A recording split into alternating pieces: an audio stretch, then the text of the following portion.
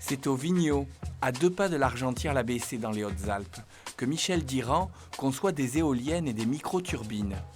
Spécialiste des énergies renouvelables, il a notamment équipé des refuges totalement isolés. Une activité qui vient parachever un très beau parcours. J'ai fait un certain cursus dans la marine puis dans l'aéronavale qui m'ont amené à une équivalence de diplôme d'ingénieur au bout de 6 ans. J'étais dans un centre qui s'appelait le centre d'expérimentation pour aéronefs.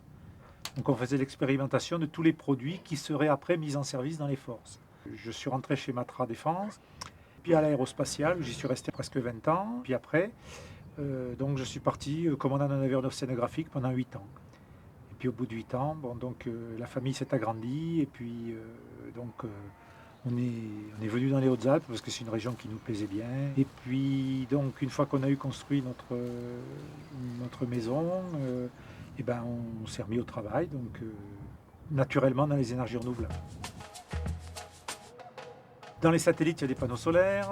Dans les bateaux, dans les navires océanographiques, les petits navires, on est souvent autonome, c'est-à-dire on produit son énergie, on a des panneaux solaires, on a des générateurs genre éoliennes, on a un certain nombre de choses. Je suis resté plus ou moins dans ce milieu avec des moyens d'énergie renouvelable.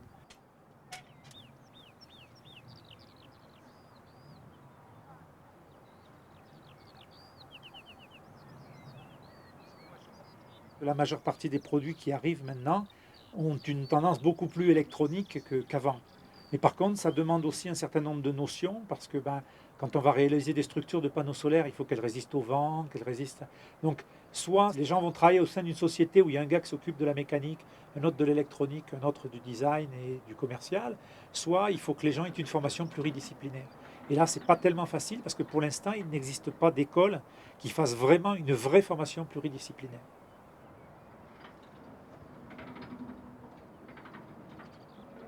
Une des particularités de cette éolienne, c'est qu'en cas de grand vent, elle réduit sa voilure. Elle va finir par devenir un cylindre. C'est-à-dire que là, elle n'aura plus de prise au vent et plus de vitesse.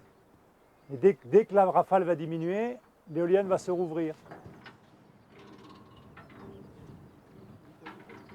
Moi, j'ai eu des stagiaires que j'ai essayé de former, disons qui venaient d'IUT, pour essayer de bien leur faire comprendre que le métier n'est pas limité à un panneau solaire et une batterie, mais il y a énormément de solutions et il faut essayer d'être au plus près de la meilleure solution pour l'utilisateur et pour l'environnement.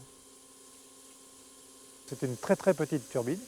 Ça permet de recharger des batteries, de tenir au moins l'éclairage des habitations et suivant si on a un peu plus d'eau, un peu plus, frigo, congélateur et tous les accessoires, je dirais de basse puissance. On a une source avec un captage qui alimente le refuge en eau potable. Et on prélève juste un petit peu de cette eau pour charger les batteries, de façon à laisser 3 bars de pression au refuge.